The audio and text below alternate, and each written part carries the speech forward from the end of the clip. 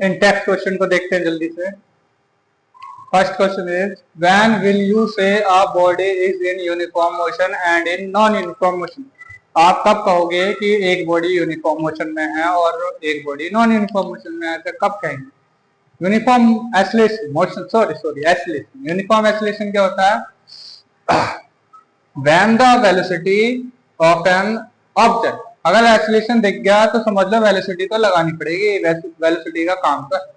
When the velocity of an object, uniform कब होगा? जब वेलोसिटी, एक ऑब्जेक्ट की वेलोसिटी या तो इंक्रीज हो रही हो या तो डिक्रीज हो रही हो, सेम अमाउंट से, इक्वल अमाउंट से, इंक्रीज हो रही हो या डिक्रीज हो रही हो by equal amount in equal interval of time.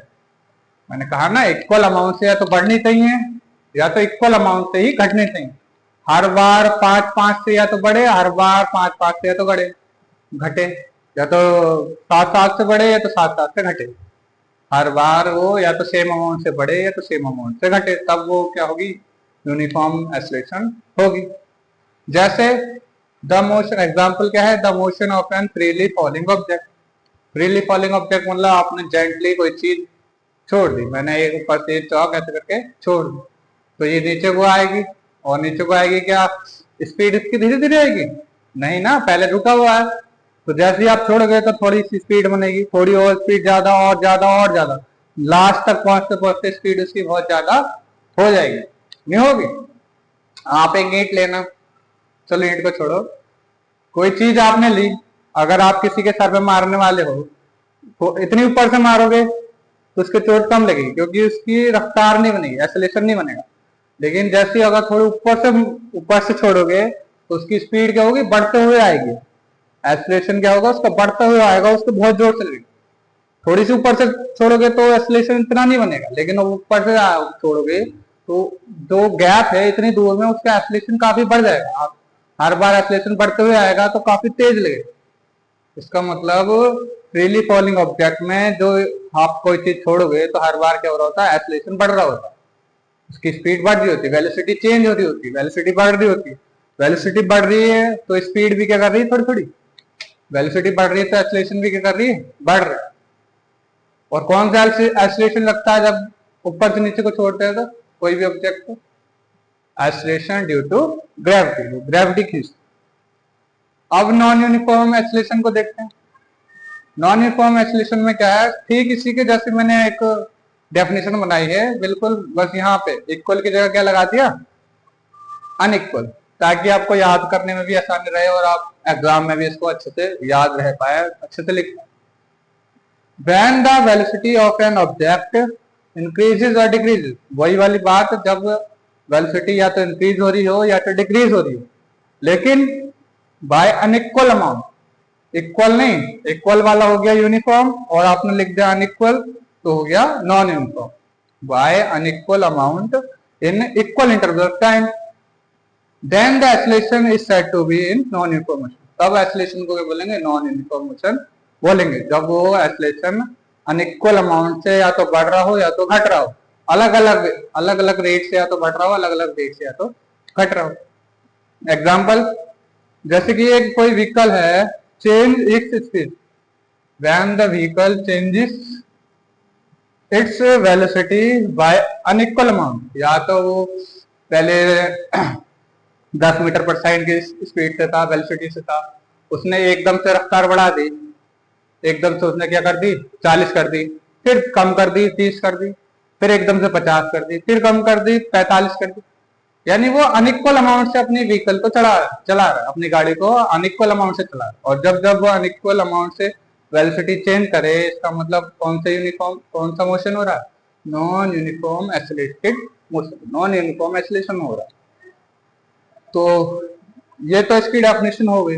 अब इसके क्वेश्चन देखते हैं जो न्यूमेरिकल है एक्सेलरेशन के ऊपर।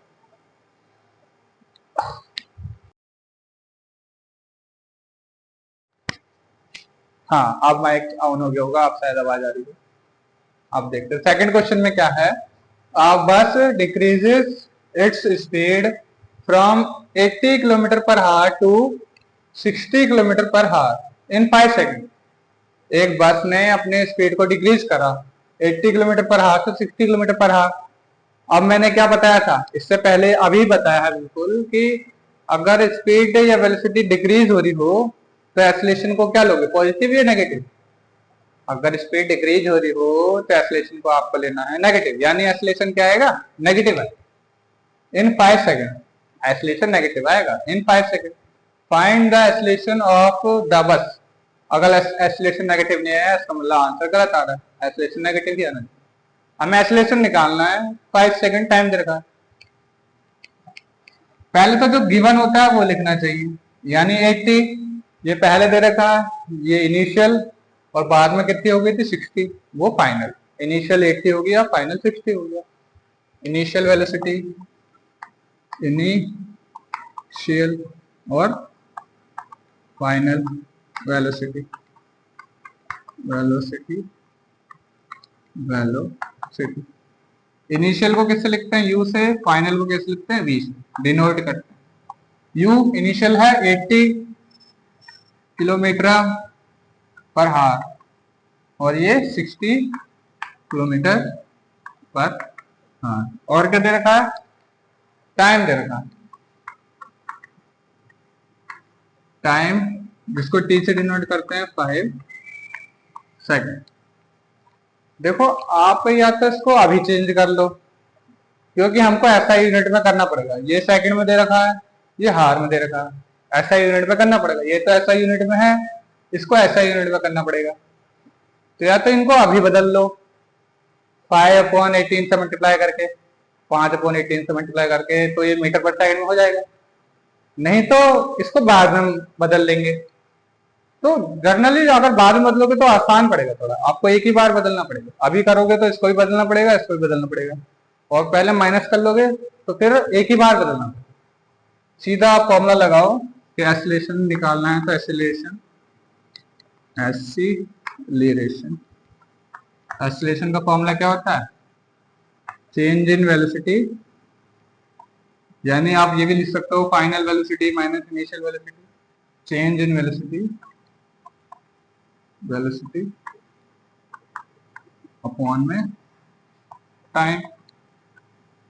ये क्या होता है, फाइनल माइनस इनिशियल, फाइनल मतलब v माइनस u अपॉन में t। v कितना है, v 60 किलोमीटर पर हावर, माइनस u कितना है 80 किलोमीटर पर हावर, 80 किलोमीटर पर हावर, अपॉन में टाइम कितना है 5 सेकेंड। टाइम कितना दे रखा है, 5 सेकेंड दे रखा है, 5 सेकेंड। देखो ये माइनस तो हो सकते हैं, है ना, ये सेम यूनिट है, यूनिट अगर सेम होती है तो प्लस माइनस कर सकते हैं, माइनस दे रखा माइनस कर सकते हैं, किलोमीटर किलोमीटर हारा तो माइनस तो कर देंगे, लेकिन डिवाइड नहीं कर सकते, क्योंकि माइनस के लिए तो यूनिट सेम है, लेकिन डिवाइड करते वक्त यूनिट क्या हो रहा है, अलग हो रहा है, ये सेकंड है ये हार, तो हम माइनस कर सकते हैं, डिवाइड नहीं कर सकते। 60 में से 80 गए या फिर 80 में से 60 गए, कितना बचेगा 20 किलोमीटर पर हार अपॉन में 5 सेकेंड। अब आप देखो प्लस माइनस माइनस, ये बड़ा था इसके आगे माइनस, तो इसके आगे भी क्या आएगा माइनस। इसका मतलब जो हमारा एक्सीलरेशन आएगा वो क्या आएगा, नेगेटिव आएगा, और डिक्रीज जब जब हो रहा होता है तो नेगेटिव ही आएगा। अब इसको काट सकते हैं क्या, अभी नहीं काट सकते, काट मत देना डायरेक्ट, होश में रहना।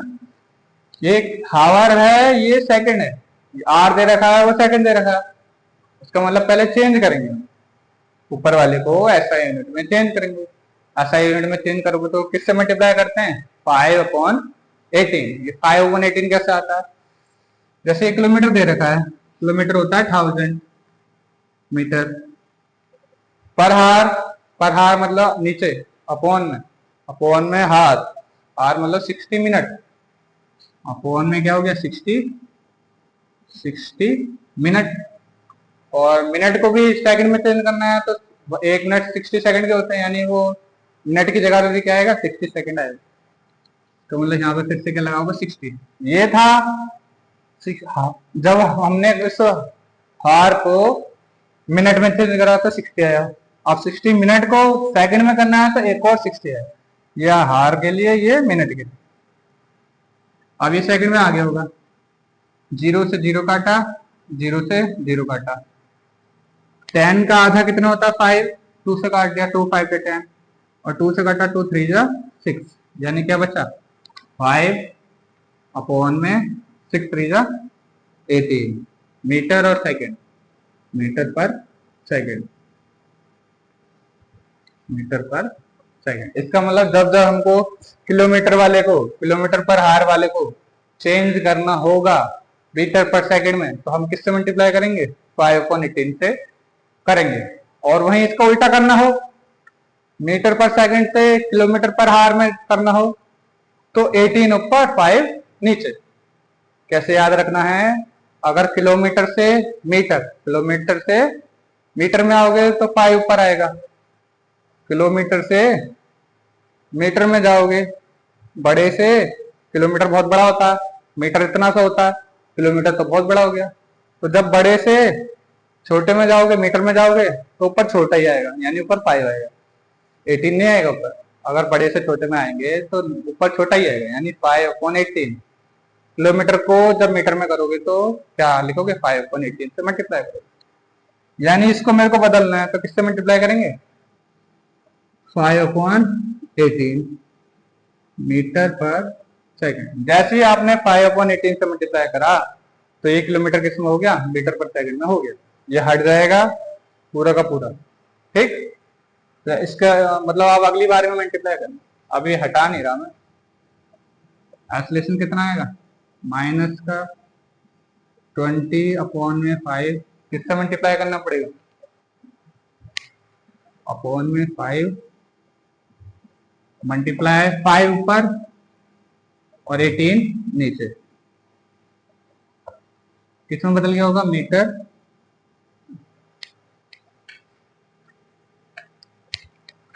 इसमें बदल गया होगा मीटर पर सेकंड। 5 से 5 को काटा, कितना आया 20/18, 20/18, वो भी माइनस का। इसको काट लो, 20 का आधा कितना होता है 10/18 का आधा कितना होता है 9। अब इसको काटोगे तो कितना आएगा माइनस का साइन देंगे, 10/9 को काटोगे कितना आएगा 9 1 जा माइनस का 1.11 मीटर पर सेकंड स्क्वायर, मीटर पर सेकंड स्क्वायर। यहाँ पे थोड़ी घिसपिच हो गई, माफी चाहता हूँ। इसके यूनिट का ध्यान रखना ना, मीटर पर सेकंड स्क्वायर। एक्सीलरेशन है तो यूनिट कितनी आएगी स्क्वायर, ये यूनिट का ध्यान रखना होता है। एक्सीलरेशन में स्क्वायर, मीटर पर सेकंड स्क्वायर, ये -1.11 मीटर पर सेकंड स्क्वायर। अब एक क्वेश्चन हो रह गया लास्ट, उसको और